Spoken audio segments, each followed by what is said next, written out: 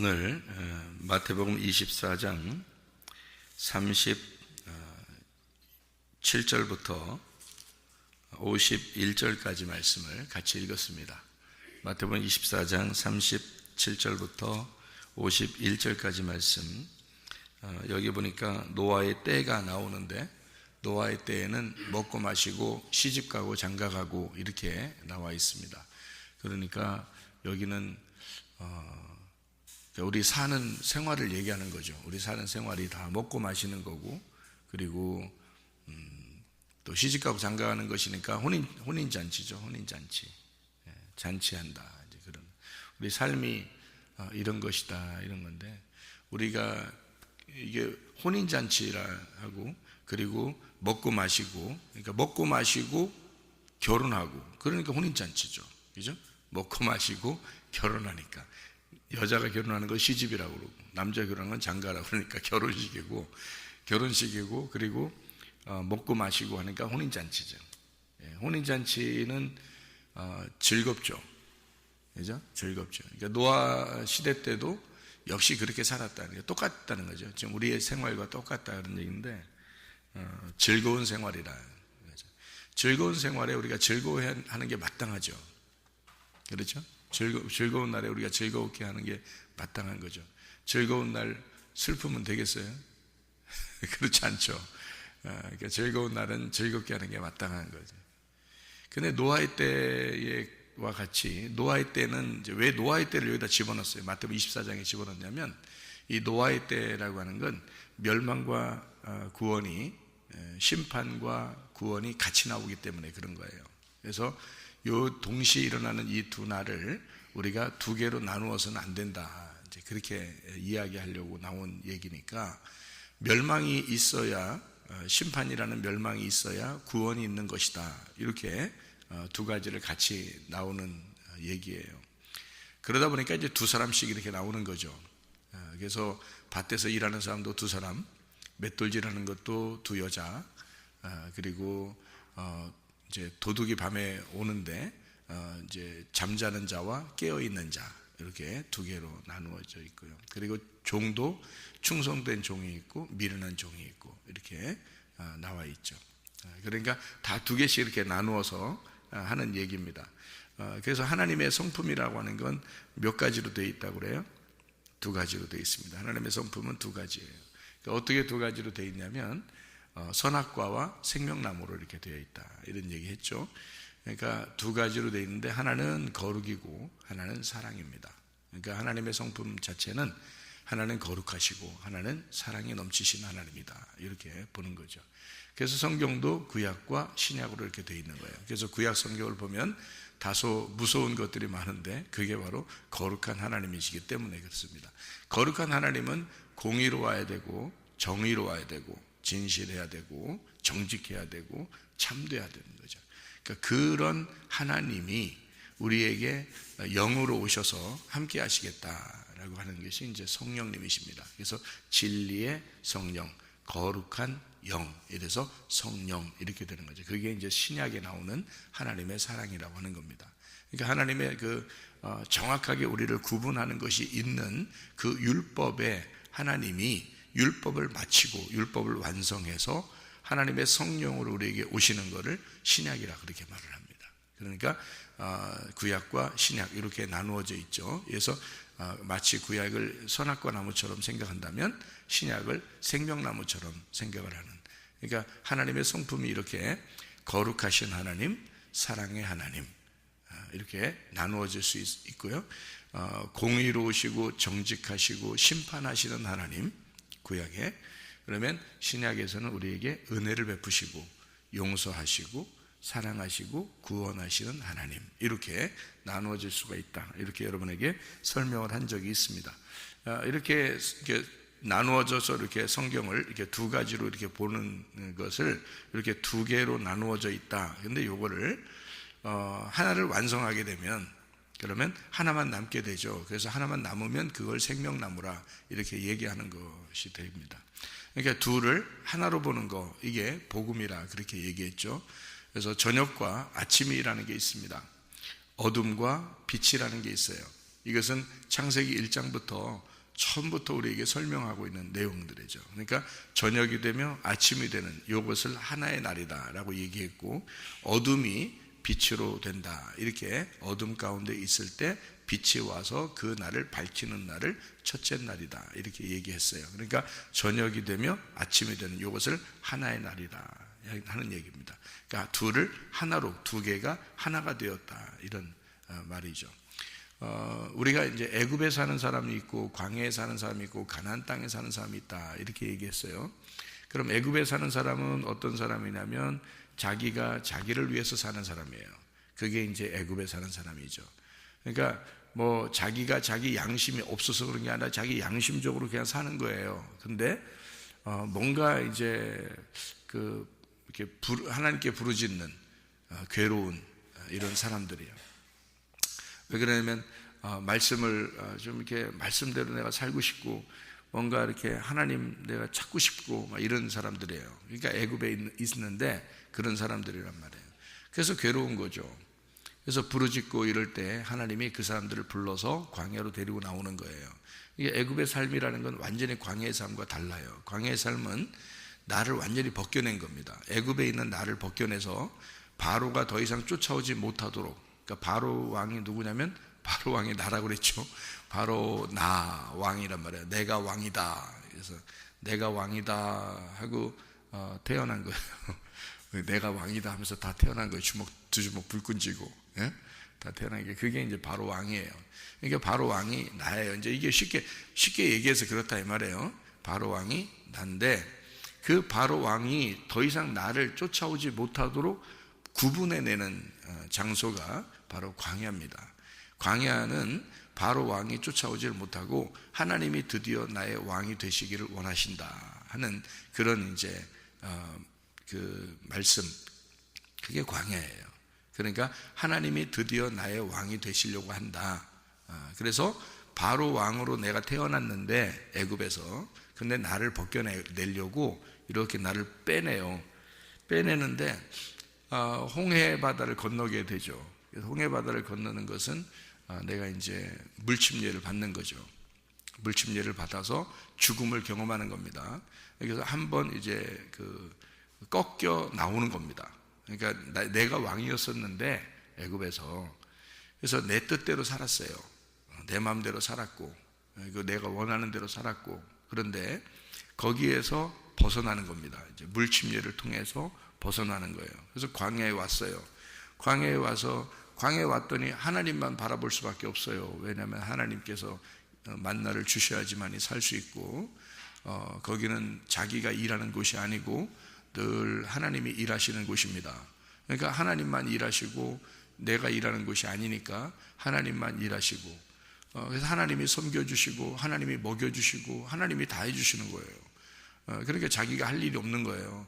먹기만 하는 거죠. 그러니까 한마디로 그러니까 먹기만 하는데 이게 먹고 마시고 즐겁고 먹고 마시고 시집가고 장가가고 먹고 마시고 시집가고 장가가고 뭐예요? 그게 지금 여기 노아의 때와 같다 이 말이에요. 노아의 때와 같은 데가 이게 광야의 생활이에요. 광야 생활. 먹고 마시고 또 시집가고 장가가고. 이게 무슨 말이냐면요. 자, 보세요. 애굽에 있을 때, 내가 애굽에 있을 때 바로 왕이 나잖아요. 내 마음대로 살았잖아요. 그런데 드디어 광야로 데리고 나올 때는 나를 벗겨낸다고요. 나를 벗겨내고 하나님이라는 존재가 나를 먹이시고 마시게 하고 나를 이제 살린다. 나의 모든 것을 벗겨내고 하나님이 나의 주인이 되신다라고 선포하는 그런 장소가 광야라는 장소란 말이에요. 그죠? 뭐한 장소예요. 그러니까 뭐한 장소예요. 내가 태어났어. 애굽에서 태어났어. 바로 왕으로 태어났어. 내가. 근데 더 이상 바로 왕이 나를 쫓아오지 않도록 광야로 나를 데리고 나왔어. 뭐 했어요? 그러니까 광야로 나와서 하나님 아버지가 나를 다 먹이신대. 나를 다 마시게 한대. 그리고 나하고 뭐 한대? 결혼한대. 결혼한대. 그래서 하나님이 먹여주시는 거예요. 우리는 이제 시집 간 거지. 누구한테? 하나님한테 시집 간 거예요. 그게 광야란 말이에요. 그러니까 시집 가니까 먹고 마시고 하는 거지. 시집 가고. 하나님은 우리한테 어떻게 했어요? 하나님 우리한테 뭐가 된 거예요? 네, 장가 간 거지 뭐. 우리한테 장가 오신 거지. 네? 그러니까 우리는 하나님께 시집 간 거고, 그러니까 우리가 바로 왕으로 태어나서 애굽에 태어났을 때는 시집 장가라는 개념이 없어요. 나만 위해서 살았어. 나 혼자 살았어. 근데 물침례를 통해서 바로 왕이 날 따라오지 못하도록 하고, 그러니까 옛 남편이지, 옛 남편 따라오지 못하도록 하고, 하나님이 내가 남편 될게, 그러면서 내가 먹여 살려줄게. 한마디로 내가 먹여 살려줄게. 보통 남편이 먹여 살려주는 거예요. 시집가면 그렇잖아요. 내가 시집갔어. 그러면 남편이 먹여 살려줘야지. 이게 성경적인 원리예요. 그게 요즘에는 뭐 여자가 먹여 살려주는 사람도 많대. 근데 원래 그렇지 않아요. 성경적으로는 남편이 먹여 살려주는 거예요. 왜냐하면은 예수님을 상징하잖아요. 남편이 성경에서 성경적으로 보면 뭐 요즘에는 뭐 다 그 말이 뭐 목사님 말씀 들어보니까 뭐 남자도 여자도 다 다 시집간 하나님 앞에 시집 간다더라 그러니까 우리도 다 여자야 그러니까 다 똑같이 이래야지 이렇게 얘기하는 뭐 이해가 가요. 무슨 얘기인가. 그런데 이제 남자들은 최소한 무엇을 상징하는가. 성경에서 남편들은 하나님을 상징하는 거예요.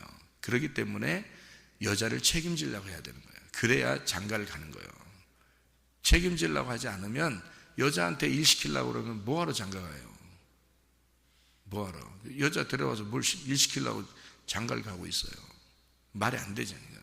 원래는 그 말이 안 되는 거예요. 그게 성경적으로 보면 예수님은 그렇지 않아요. 예수님은 우리 보고요, 야 너 이래 이러지 않아요. 예수님이 다 먹여주고, 하나님이 광야로 데려 나올 때는 다 먹여주고 입혀주고 하나님이 다 하려고 데려 나오지.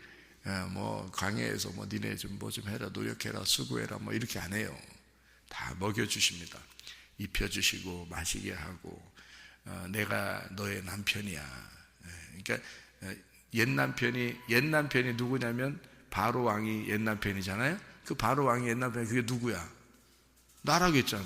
내가 옛 남편이네. 그러니까 내 마음대로 사는 거야. 그러니까 내가 주인 돼서 사는 거잖아. 내가 남편으로서 사는 거야. 내가 나를 내 남편으로 사는 건데, 근데 그게 옛 남편이에요. 그래서 그거를 벗어내려고 홍해바다를 걷는 거야. 못 쫓아오게. 내가 주인 되는 남편이 되는 걸 못 쫓아오게 홍해바다를 건너서 와가지고 하나님이 남편 되신 거예요. 하나님 남편 된 우리 보고 책임지지. 그래서 먹여주고 입혀주고 마시게 하고 하는 거예요. 그래서 광야라는 장소는 시집가고 장가가는 곳이란 말이에요.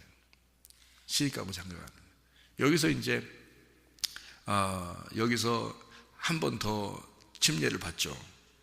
가야 되니까 할례를 받기도 하고 침례를 받기도 하고 이제 이런 상황이에요. 그래서 이 할례 침례가 어디냐면 요단강이에요. 요단강. 그래서 여기서 한 번 더 그 죽음을 경험하고 가나안 땅으로 넘어가잖아요. 그러면 이제 아들을 낳게 되는 거예요. 그러니까 결혼했으니까 자녀를 낳았잖아요. 그죠? 자녀를 낳잖아. 그러면 자녀를 낳으면 뭐가 돼? 부모가 되는 거예요. 그러니까 성경에서는 뭐라 그래? 창세기에 보면 아담과 하와를 이제 둘이 이제 만들어내고 하나님이 만들어내고서 뭐라고 그러냐면요, 이렇게 해요. 사람이 부모를 떠나 여자와 합하여 한 몸을 이룰지니라. 한 몸을 이루면 어떻게 되는데? 자녀 낳은 거지. 한 몸을 이루면 자녀 낳는 거지. 이게 원리란 말이에요. 그러니까 이게 어떻게 된 일이냐면요. 자, 결혼을 했어요, 둘이. 그러면 요단강을 건너서 가나안 땅에 들어가잖아요. 그러면 한 몸이 돼서 아이를 낳게 되는 거예요. 그러니까 이게 애굽에서 나와서 홍해바다를 건너가지고 광야를 들어왔어요. 그러면 시집가고, 우리는 시집가고 하나님 우리한테 장가를 드는 거예요. 그래서 성경에서 보면 선지자들한테 이제 막 이게 하나님이 이제 그 이스라엘 백성들을 책망하면서 얘기하잖아요. 내가 너희의 남편인데, 그러면서 막 이런 얘기 하잖아요. 그죠? 내가 너희의 남편 되고 너희는 나의 아내가 되었는데 너희들이 왜 다른 남편을 쫓아가느냐, 이제 이런 얘기들을 하잖아요. 광야로 나온 하나님의 백성들이 가나안 땅을 그리워하면서 이제 진짜 내 남편과 하나님과 아이라는 예수 그리스도 하나님의 아들을 낳으려고 해야 되는데 너희들이 옛 남편을 자꾸 따라간다는 거지. 옛 남편을 자꾸 따라가. 이게 어디를 그리워하는 거야? 애굽을 그리워한다는 거지. 자꾸 너 중심으로 살려고 한다는 거지. 그러니까 물질도 말해요. 사명 가지고 살아야지. 물질로만 이렇게 원해서는 안 되는 거예요. 물질을 내가 왜 가지고 있느냐, 왜 내가 벌려고 하느냐, 왜 내가 돈을 벌려고 하느냐, 그걸 알아야 되는 거죠. 자녀를 낳으려면 자녀 낳았을 때 내가 자녀를 왜 낳으려고 하느냐, 그걸 알아야지. 결혼하려면 내가 결혼을 왜 하려고 그러느냐, 도대체 남편을 왜 내가 만나려고 그러고 왜 아내를 내가 만나려고 그러는 거냐, 내가 왜 자녀들을 가지려고 그러는 거냐, 왜 내가 돈을 벌려고 그러냐, 이제 이걸 이유를 알아야 될 거 아니에요. 그러니까 그거를 돈 벌기 위해서 막 애쓰고 돈을 벌어서 내가 잘 먹고 잘 살아야지. 애굽이요. 그게 애굽이요. 내가 자녀 낳아서 아이고 내 새끼 애굽이요. 그게 애굽이요. 결혼해가지고 내 남편 내 아내 애굽이요. 네가 그 애굽이라고. 그러면 그 이유를 알아야 되잖아요. 그죠?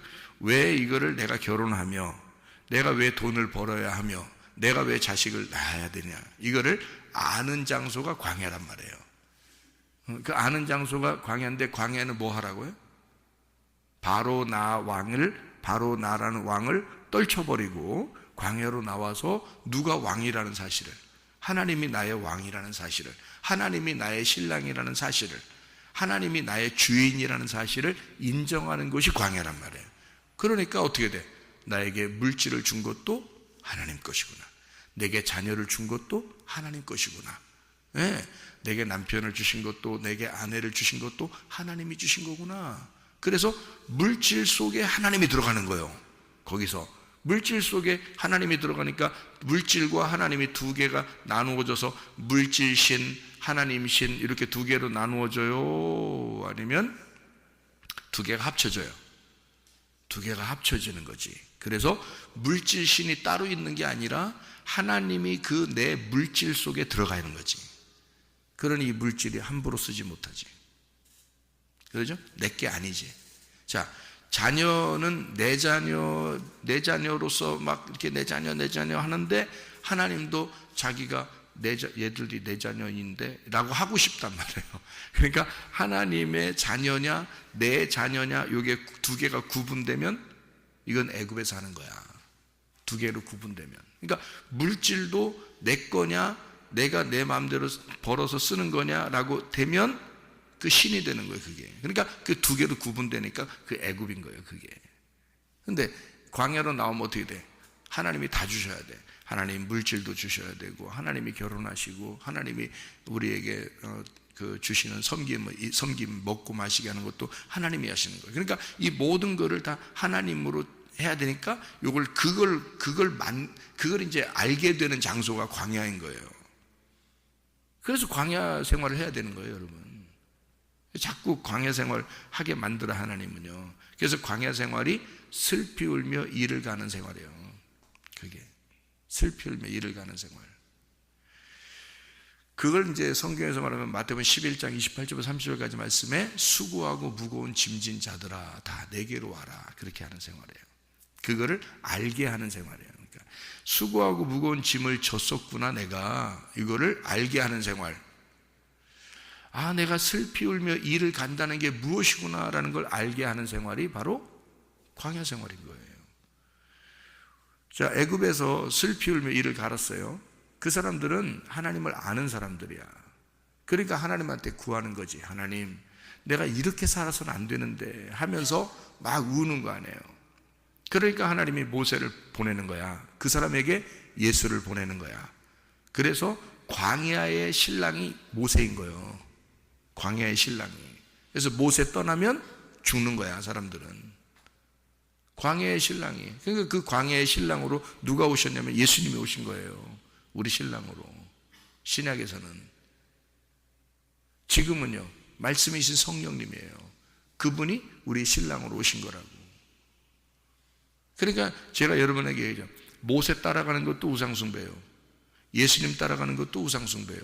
성령님이 내 속에 들어와서 나를 신랑 되셔서 나를 인도해야 된다, 이렇게 얘기했잖아요. 시대가 달라져서 그런 거예요. 예수님 때는 예수님 따라갔고요, 모세 때는 모세를 따라간 겁니다.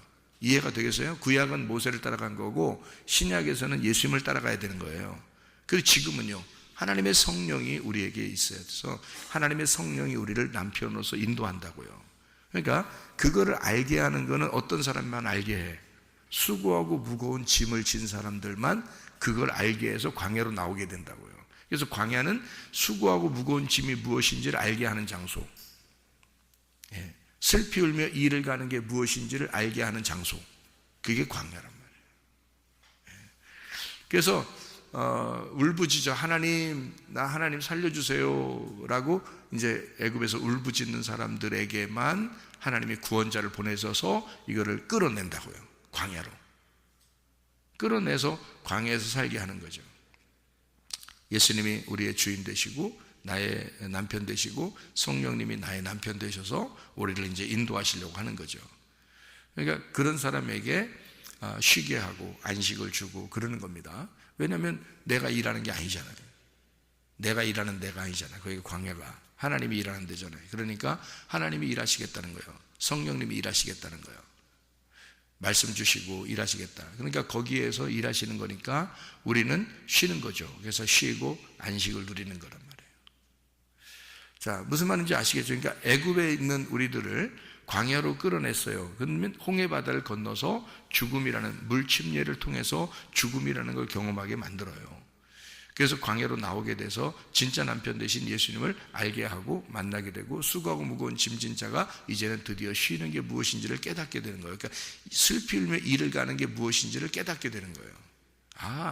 근데 애굽에 있으면 슬피 울며 이를 가는 게 뭔지를 몰라요. 그러니까 자기들이 슬피 울며 이를 갈아본 적이 없는 거예요.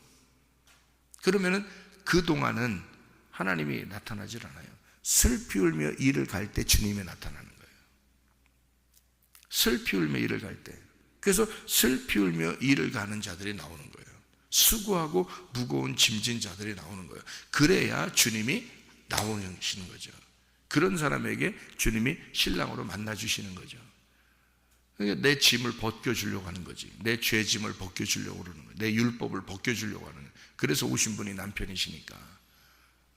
그래서 하나님이 너 광야에 오면은 아무것도 하지 마. 내가 다 해줄게. 그래서 하나님이 노동하시고 하나님이 일하시고 하나님이 다 먹여주시고 하나님이 마시게 해주시고 다 섬겨주시는 거예요.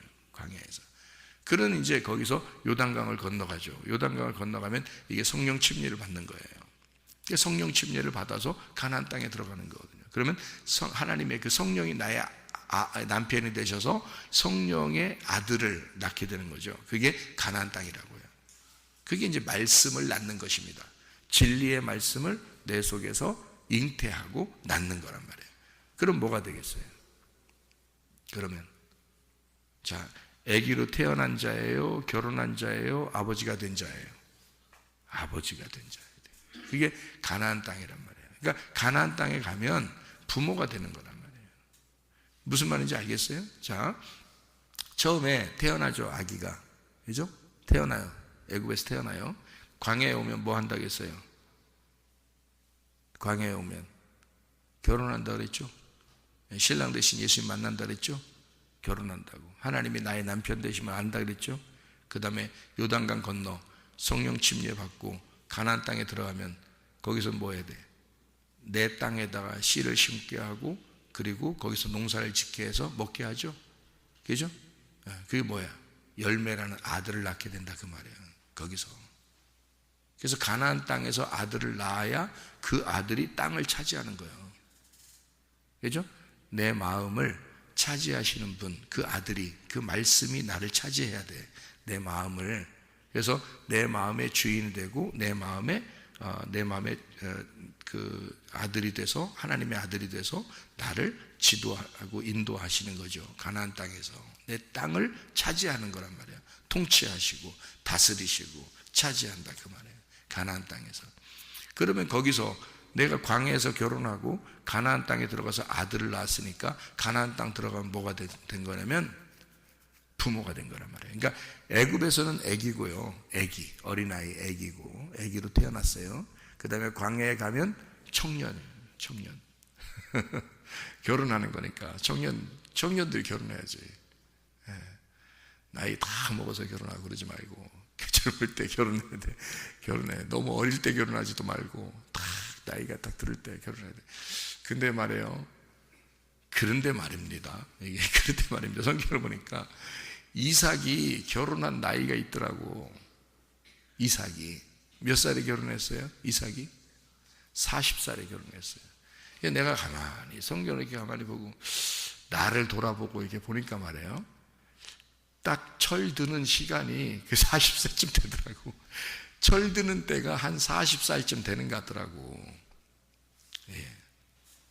그러니까 나도 내가 철 든다라고 생각할 때가 40살이 돼야 이게 철 드는 거야. 그래서 성경에 보니까 40살에 이삭이 결혼했더라고. 그래서 이게 철 날쯤 돼서 이게 결혼했구나. 40살쯤 돼서 결혼했구나 라는 그 생각이 또 들어요. 그리고 광해 40년간 뭐 이렇게 고통받게 하는 그런 이야기들도 괜히 있는 게 아니구나. 모세가 애굽에서 40년 그리고 광해에서 40년 또 이렇게 하나님의 부름받고 주님의 일을 하는 게 40년, 이런 게 이게 괜히 있는 게 아니구나 라는 생각이 들었어요. 어쨌든 40이 돼서 뭐 결혼했다. 이제 여기 성경적으로 보면은 120살 정도 산다고 보면 40살 정도 돼서 결혼하는 게 어떤 면에서 맞죠. 이렇게 청년기 때죠. 한참 청년기 때죠. 그때가 지금은 뭐 20살 정도 되면 이제 뭐 결혼하고 그래도 되죠. 20살 때부터 한 30살, 이제 뭐 많게는 뭐 한 30대 중반, 40대 이렇게 결혼하잖아요. 보통 요즘에는. 그런데 성경은 3등분으로 이렇게 나누어서 40, 40, 40으로 이렇게 나누어서 120년을 보통 기간으로 잡기 때문에, 그래서 40세 요걸 이제 결혼 정년기다 이렇게 보는 거거든요. 성경적으로 보면 40세가 그래야 또 철도 들고 그러니까 사람들이 철없이 결혼하는 괜찮아요. 철없이 결혼하는 게 원래 철없이 결혼하고 그 다음에 철 들어가는 거예요. 결혼이라는 건 철없이 결혼했다가 철 들어가는 거예요. 둘이. 예, 그죠? 둘 다 철없이 결혼하는 거예요. 어릴 때. 그랬다 이제 철 들어가는 건데요. 이게 이제 40살 정도 돼서 결혼했어요. 결혼하고 그리고 난 다음에 가나안 땅에 이제 들어가잖아요. 그러면 거기서는 이제 자녀를 낳아요. 자녀를 낳으면 완성되는 거야. 그렇잖아요. 그러니까 결혼하고 자녀를 낳으면 완성되는 거거든요. 그 완성됐을 때 그 아들, 딸, 그러니까 자녀를 두었을 때 뭐가 되냐면 부모가 되는 거예요. 그러니까 어린아이로 애굽에서 태어나서 광야에서 결혼하고 그리고 가나안 땅 들어가서 부모가 되는 거란 말이에요. 그 부모가 되고 그 자녀에게 그 땅을 물려주는 거예요. 무슨 말인지 알겠죠? 그러니까 이제 교회가 이루어지는 거죠. 형성이 되는 건데요. 이렇게 부모가 되면, 아버지가 되면 모든 것을 알게 된다. 이렇게 되어 있잖아요. 그죠? 모든 것을 알게 된다. 그런 얘기를 해요. 그러니까 말이에요. 성경에 보면 마태복음 24장에 주님이 임하시는 것을 어떤 사람만 알게 되느냐 봤더니 이런 사람만 알게 된대. 천사도 모르고 아들도 모르고 아버지만 아신대. 아버지만 아신대. 그럼 어디에서 안다는 거예요? 예, 그러니까 가나안 땅에 있는 사람만 안다는 거예요. 가나안 땅에 있는 사람들이 왜 아느냐? 그가 부모가 되기 때문에. 하나님의 아들을 잉태하고 하나님의 아들을 출산한 사람들은 그거를 알게 된다, 이런 말이거든요. 그러니까 그 인자가 온다는 거, 주님이 오신다는 거, 이거를 여러분이 막연하게 어느 날 예수님이 재림하실 거야 라고만 생각하니까 그런 거지, 성경적인 주님의 재림, 성경적인 주님의 오심이라고 하는 그 성령의 인도하심, 이거를 알게 되는 것은 애굽과 광야와 가나안 땅에서, 가나안 땅에 들어가 본 사람은요, 가나안 땅에 들어가 본 사람은 이게 광야의 생활이 무엇인지, 애굽의 생활이 무엇인지를 알게 된다, 그 말입니다. 그러니까 예수님이 언제 오시는지 그걸 안다는 거죠. 애굽에서의 만남과 광야에서의 결혼과 이거를 가나안 땅에 있는 사람들은 알게 되는 거죠. 그래서 이거를 삼층천, 바울이라는 사람이 계시를 통해서 삼층천에 갔다, 그거를 뭐라 그랬다고요? 뜰, 성소, 지성소에서 지성소에 들어갔다. 지성소에 들어가면 그가 아는 거예요. 네, 지성소에 들어가면 바울이 말씀을 깨닫는 거야. 그래서 다 깨달으니까 언제 주님이 임하실지, 주님이 어떻게 오시는지 안단 말이죠. 하나님의 말씀으로 여러분이 그 남편 되신 예수님을 어떻게 말씀이 만나시는지, 그게 어떻게 왔는지, 어떻게 인도하는지, 그거를 가나안 땅 들어간 사람은, 지성소에 들어간 사람은, 삼층천의 계시를 본 사람은 알겠어요, 모르겠어요? 안다는 거지, 그거를. 그러니까 아버지만 아신다, 그 말은 부모가 된 자들만 안다, 그 말이에요. 어떤 사람만? 예수, 하나님의 아들을 잉태하고 그를 출산한 사람들만 안다, 그 말이에요. 여러분, 아버지만 아신다 그러니까 여러분 생각할 때는, 아버지만 아신다 그러니까 여러분이 생각할 때는, 여러분 생각이 전적으로 여러분 생각입니다. 그건 뭐 하나님 생각이 아니고 전적으로 여러분 생각이에요. 아버지만 아신다 그러니까 여러분 예수님도 모르고 천사도 모르고 하나님 아버지만 아신다, 그렇게 생각했잖아요.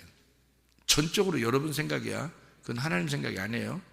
제가 왜 여러분 생각이라고 하는지 내가 알려드릴게요.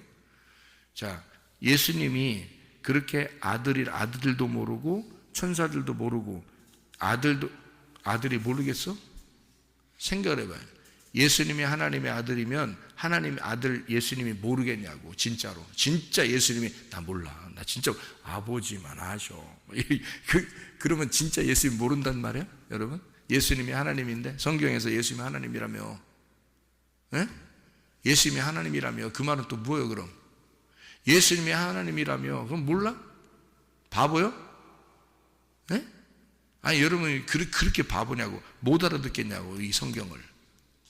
예수님이 하나님인데 그 아들이 아버지라고, 예수님이라는 하나님의 아들이 하나님 아버지라고. 예수님이 부활했다며 믿어야 안 믿어요? 믿죠. 자, 예수님 부활했다며, 그럼 부활하면 맨날 죽으러 오는 아들이요, 하나님 아버지요? 하나님 아버지요, 예수님이. 근데 왜 예수님이 자기를 모른다고 그래? 자기가 왜 모른다고 그래? 네? 성경에 여러분 생각이라니까. 그러니까 예수님이 모를 것이다 라는 말은 여러분 생각이라고. 그거는 왜 예수님 왜 몰라요? 말도 안 되는 소리를 하고 있어. 예수님 다 알지 뭘 몰라요. 다 알죠. 하나님 마음을 아시는 게 아들이고, 아들은 아버지 마음을 아는 거고, 아들이 아버지가 원해서 아버지의 뜻대로 오셔서 인류를 구원하러 인간에게 오셔서 십자가에 못 박혀 돌아가시고 다 완성하셔서 부활하셔서 하나님 아버지가 되셨는데, 그러니까 성경은 뭘 하는 거냐면, 너희가 아들일 때의 위치와 아버지가 돼서 부모가 될 때의 위치가 다르다, 그 말이에요. 그래서 여기서 노아의 때에 시집가고 장가가고 라는 얘기를 하는 거예요. 결혼에 대한 이야기를 하고 싶어서. 그게 두 사람 이렇게 나누어진다 라는 얘기를 하는 거죠. 두 사람 나누어져서, 자, 밭에서 일하는 사람이 두 사람이죠. 맷돌질하는 사람이 두 여자죠. 그리고 종들이요, 말씀을, 양식을 나눠주는 자가 둘이죠. 하나는 충성된 자, 하나는 미련한 자, 외식하는 자.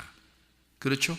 그러면 농사 짓는 거하고 맷돌질하는 거하고 충성된 종이 돼서 말씀 양식을 나눠주는 자하고 이게 지금 같은 내용이에요? 틀린 내용이에요? 같은 내용이지. 농사를 왜 줘? 농사를 왜 짓는데? 먹으려고 양식을 먹고 양식을 나눠주려고 농사를 짓는 거예요. 농사 짓잖아. 농사 지면 어떻게 해야 돼? 그냥 먹어? 맷돌질해서 먹어야 돼. 맷돌질해서 양식을 만들어야지. 만들어가지고 어떻게 양식을 만들면 빵을 만들어서 밥을 만들고 빵을 만들어서 만들어야 될 거 아니야. 만들어야지 먹지. 그냥 막 먹어. 그냥 농사 지면 그냥 갖다 껍질째 그냥 막 먹는 거요? 아니지. 맷돌질해서 껍질을 까가지고 양식을 만들어 빵을 만들고 밥을 만들어서 그거를 나눠줘야 되는 거지. 그게 나눠주는 자를 사명자라 그러는 거죠. 말씀을 나눠주는 자. 그럼 맷돌질 어떻게 해야 돼? 껍질 까고 맷돌질 하는 거를 교회가 해야 되는 거예요. 교회가. 그래서 교회에서 껍질 까주는 거야. 이렇게. 그게 뭐야? 하나님 말씀에 대해서 해석을 해주는 거란 말이에요. 하나님 말씀이 이런 거다, 이런 내용이야 라고 설명을 해줘야 되는 거예요. 그게 맷돌질 해주는 거예요. 여러분한테 맷돌질. 뭔 말인지 아시죠? 그리고서 그 양식을 나눠주는 거란 말이에요. 그러니까 그 맷돌질해서 하나님 말씀을 해석해서 그거를 나누어주는 자, 이거를 사명자라고 그러고, 이걸 충성되게 양식을 나눠주는 자, 그리고 충성되지 못하고 외식하면서 이 양식을 나눠주는 자가 있다는 거야. 그래서 여기에 종은 어떻다라고 얘기하죠. 그 종은 사명자를 얘기하는 거죠. 그래서 사명자가 올바른 사명자, 선한 사명자가 있고 악한 사명자가 있다, 이렇게 얘기하는 거예요. 그러니까 그렇게 했을 때, 선과 악으로 이렇게 나눠졌을 때, 그건 언제만 나눠지냐면 종으로 될 때만 선과 악으로 나눠지는 거예요. 종을. 아들은 그렇게 나누지 않는 거야. 아들은 선한 것하고 악한 게 있다 이렇게 안 하는 거야. 여러분 아들은, 첫 번째 아들은 선한 거고 두 번째 아들은 악한 거고 이렇게 하겠어요? 여러분 같으면? 그렇게 하는 게 아니야. 아들이 되면 선악이 없어지는 거예요. 생명으로 낳는 거야. 생명으로. 그리고 종은 선악이 되는 거예요. 그래서 종은 말씀을 증거하는 자도 종이잖아요. 그래서 선악으로 나누어서 설명을 해줘야 되는 거예요. 이거를. 그래서 쫙 갈라가지고 분리해서 거룩하신 하나님, 사랑의 하나님, 정의롭고 공의롭고 심판하시는 하나님, 우리를 사랑하시고 용서하시고 구원하시는 하나님, 이렇게 나누어 가지고 설명해 줘야 되는 거죠. 그래서 양식을 나누어서 잘 나누어 주는 자를 선한 충성된 종이라 그러는 거고요. 그렇게 양식을 나누지 않는 자를 악한 종이다, 이렇게 얘기하는 겁니다. 그래서 농사를 지어서 맷돌질 해가지고 그 빵을 만들어 나누어 주는 자들이 돼야 된다, 이런 얘기예요. 그러니까 성숙한 거죠. 빵을 나눠서 만들어서 나누어 주는 자는 성숙한 거지. 그래서 성숙한 사람은 가나안 땅에 사명을 가진 자들이란 말이에요. 생기를 받은 자. 그러니까 내 힘으로 살지 않고 생기가 나를 통해서 살아가는 자란 말이죠. 그러니까 그 사람들은 어떻게 해야 돼? 하나님, 아버지 말씀을 내게 주시고 그 아버지 공급하신 말씀을 나를 통해서 흘러나가게 해주십시오, 이렇게 기도하는 겁니다. 그게 하나님과 교통이고 기도란 말이에요. 그러니까 하나님 말씀을, 양식을 오늘도 공급해 주시죠. 그러면 이게 말씀을 계속 이렇게 주시면서 그걸 갖다가 나누어 주게 되죠. 이렇게. 그러니까 성경을 잘 농사지어서, 하나님 말씀을 잘 농사지어서 이걸 잘 해석해서, 그리고 이것을 빵을 만들어 잘 나눠줘야 된다, 이렇게 이야기하는 거죠. 그래서 낮에 일을 하죠. 그 다음에 아침에 일찍 이제 이 맷돌질을 하죠.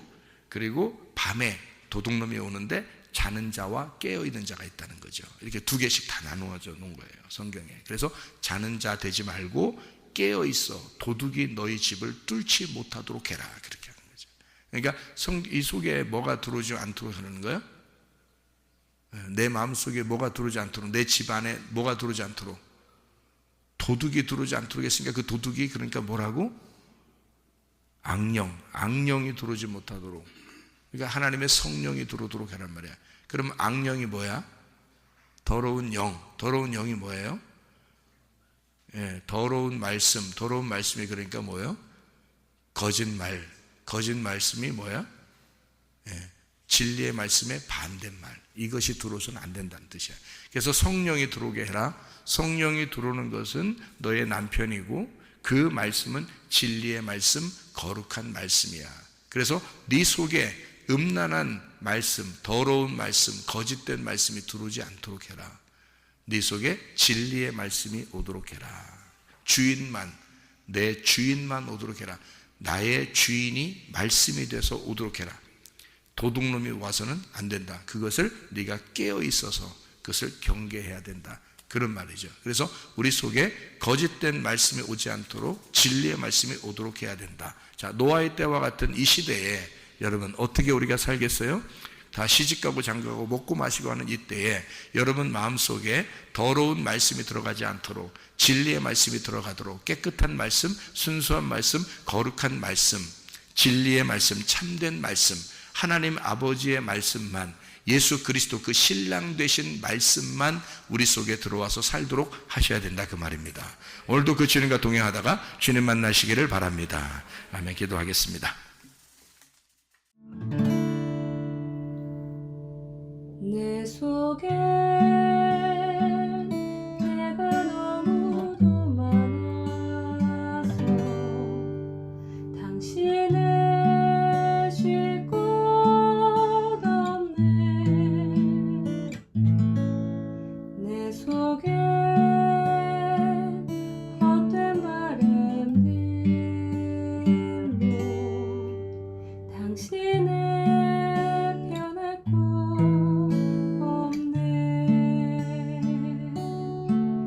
내 속에 내가 어쩔 수 없는 어둠 당신의 쉴 자리를 뺏고 내 속에 내가 이길 수 없는 슬픔 무성한 가시나무 바람만 불면 그 메마른 다리 서로 부대끼며 울어대고 쉴 곳을 찾아 지쳐 날아온